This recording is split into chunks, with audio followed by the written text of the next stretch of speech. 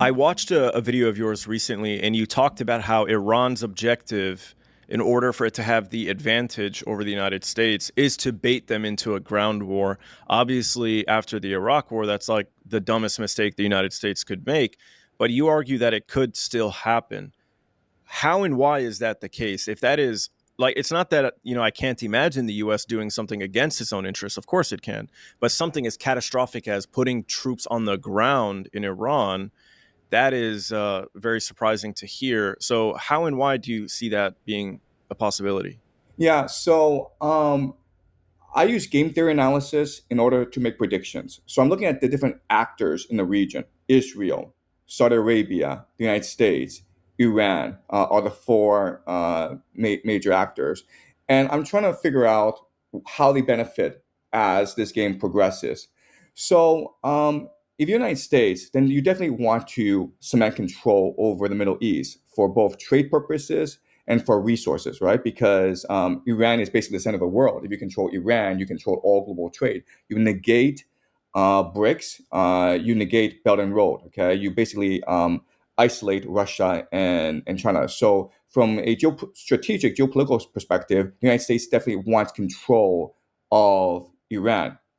But if you're Israel and you're Saudi Arabia, you don't want to become a vassal to the American empire. You don't want to become a proxy.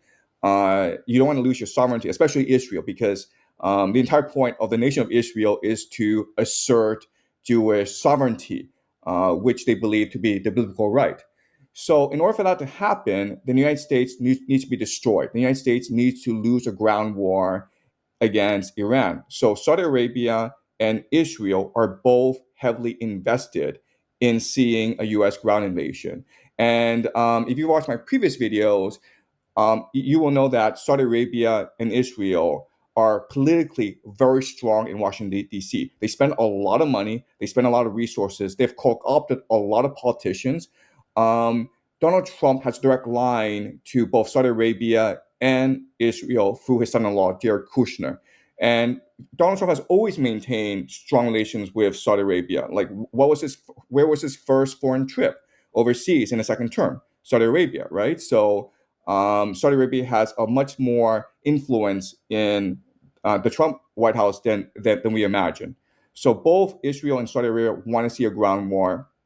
Iran wants to see a ground war as well. And there are certain steps that Iran can take to slowly provoke a ground war. If Iran at any point were to close off the Strait of Hormuz, then that will compel a ground invasion in order to reopen that Strait of Hormuz. Obviously, if Iran were to close the Strait of Hormuz, that would collapse the entire global economy, right? Southeast Asia depends on the Middle East for its oil. The Middle East needs to export its oil to be economically viable. So Iran has a series of maneuvers, a series of steps to compel a ground invasion. And the last thing that I will say is the United States military has become an imperial bureaucracy. It doesn't really have strategic foresight. It doesn't really do strategic planning anymore. It's very reactive. It's very intent on maintaining its hegemony. It doesn't really look forward. And at the end of the day, let's just say the United States loses a ground war against Iran. What are the consequences? Well, the major consequences is you have these very unpleasant congressional testimonies in Washington, D.C., where the U.S. military is harangued by congressmen. That's about it. I mean, it's not a big deal if the United States loses a ground war in Iran. But you have these very powerful actors that want to compel a ground war. And that's why, using game theory, I think a ground war is more likely than it is not.